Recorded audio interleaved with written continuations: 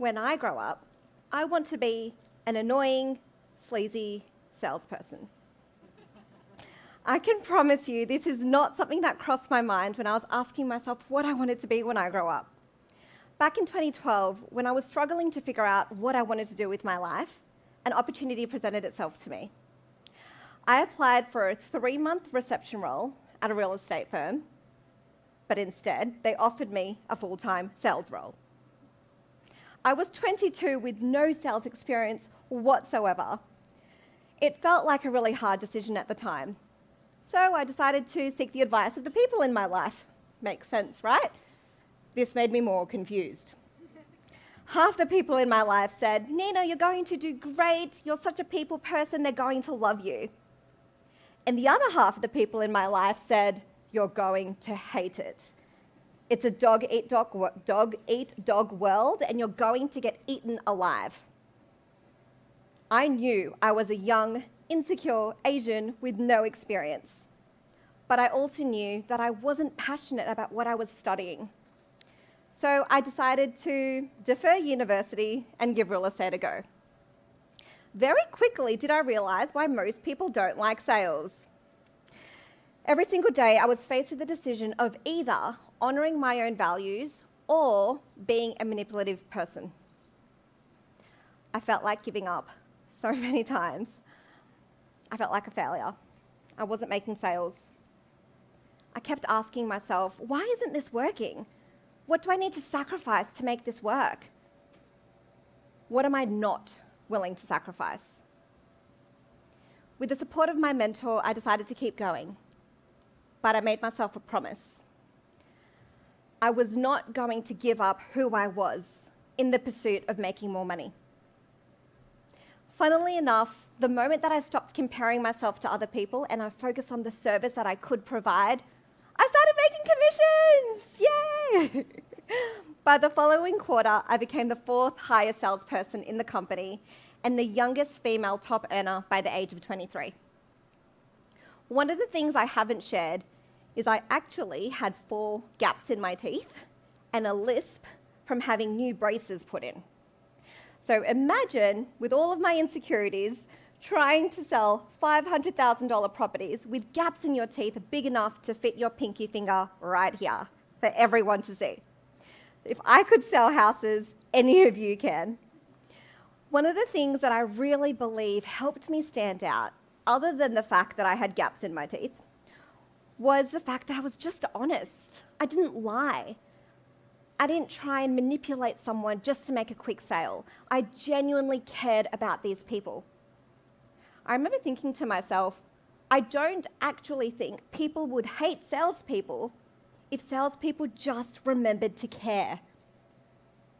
When I shifted my attention from myself to the person sitting in front of me, I started to make a difference and I started to get paid simply for being me. It were my perceived imperfections that made it easy for people to want to connect with me and want to work with me. I stopped trying to be everything to everyone and focused on who I could help. This was the moment. This was the moment that I realized sales is more than just a financial exchange. Sales is about building relationships and about effective communication. Whether we are on a sales call with a potential client, selling ourselves on a job interview, applying to get onto the TEDx stage, or if we're on our first, second, or third date, we are constantly communicating something, whether we are aware of it or not. I would like everybody to think back to one of the worst dates you've ever been on. How bad did that person sell themselves to you, right? Now compare that to one of the best dates you've ever been on. How well did that person sell themselves to you on that date? We communicate not just with our words, but also with how we decide to show up, who we are in the world. Most people have come to view sales or think of sales as a sleazy, unethical, and manipulative way to push someone into buying something. Do many of you think that? Some of you? I have come to view sales as a heart-centered, ethical, and integrity-driven way to empower someone to invest into themselves. We invest not just with our money, but also where we put our time, energy, and attention. So now comes a decision we can all make with how we communicate. We can choose to be heart-centered or sleazy, unethical or ethical, manipulative or integrity-driven. For me, sales has become a way that we can deeply connect with another person's desires and a way to help them achieve those desires. What if the only way we can truly make money meaningfully is by being able to share and express who we are? I believe that sales doesn't have to sound like a dirty word. As I grew my business, I became increasingly passionate about this new concept of sales because I realized that there was a need in the marketplace that wasn't being met. It occurred to me that this disempowering mindset of sales was universal. So over the last decade of working with clients from over 12 different countries, I noticed an underlying tone of what people were saying. What people really wanted to know was, how can I be good at sales without being an annoying, manipulative, sleazy salesperson? How can I be myself and still make sales? This is the premise of what I call conscious sales. It is through embracing our imperfections that we're able to truly feel like we belong and make the biggest difference. When we stop apologizing for who we are, we can focus on the impact we came here to make. This is why vulnerability and connection lie at the foundation of conscious sales. Brené Brown says the wholehearted are willing to let go of who they thought they should be in order to be who they are.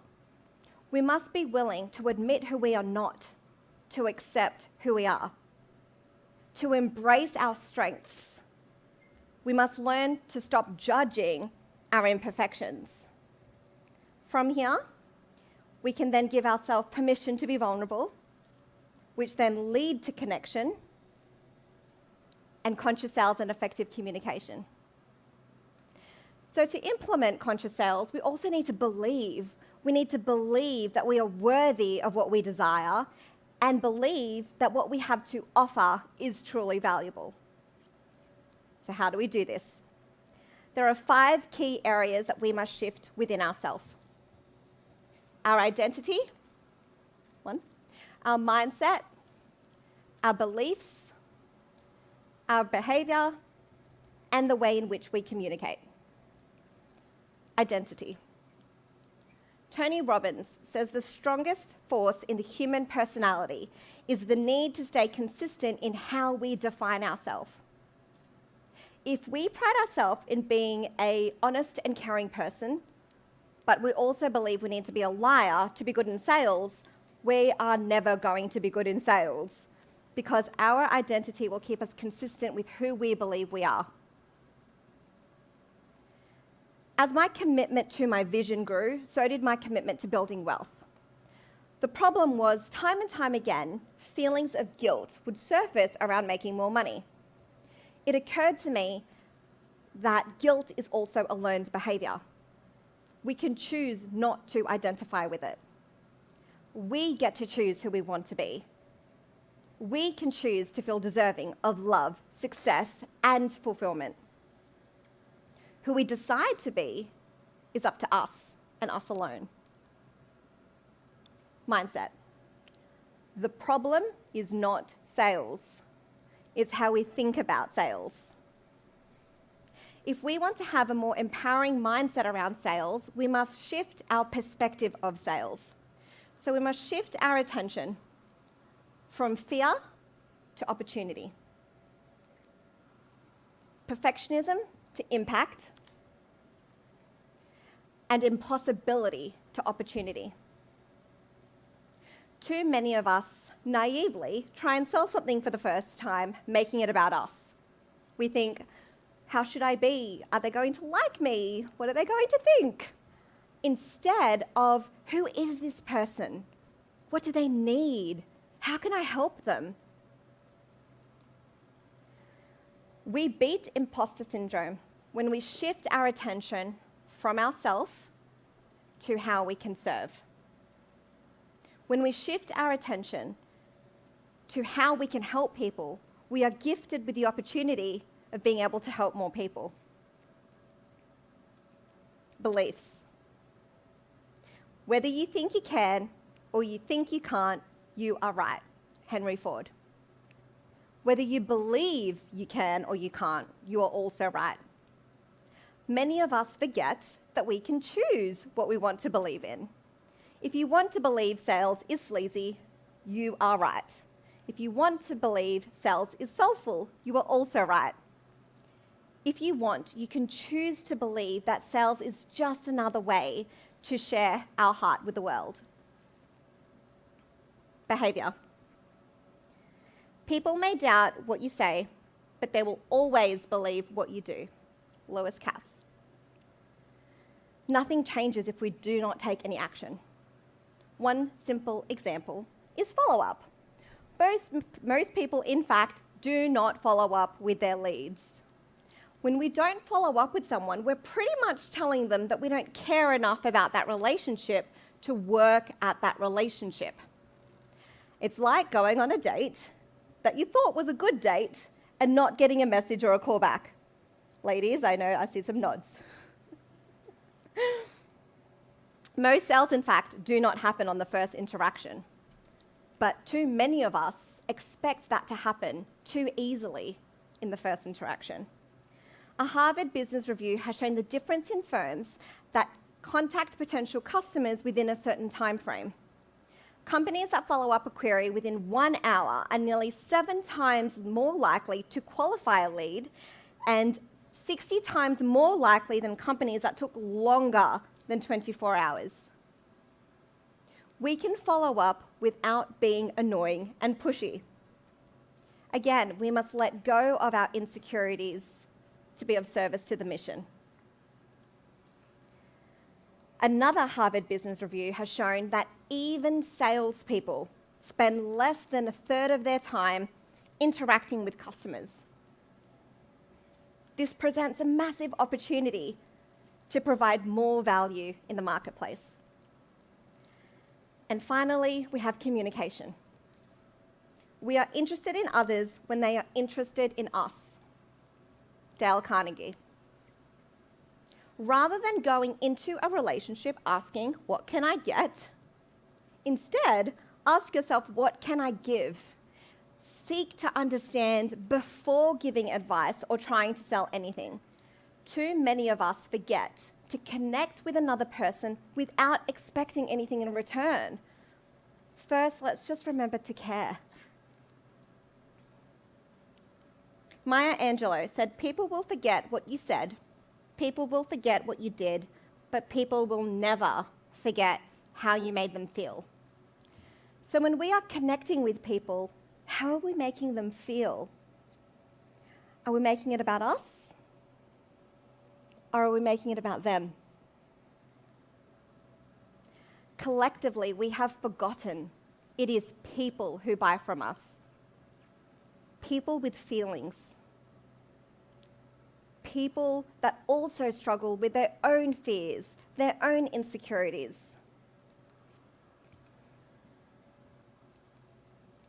Perfectionism breeds comparison. We've seen this a lot on social media. Imperfection breeds connection.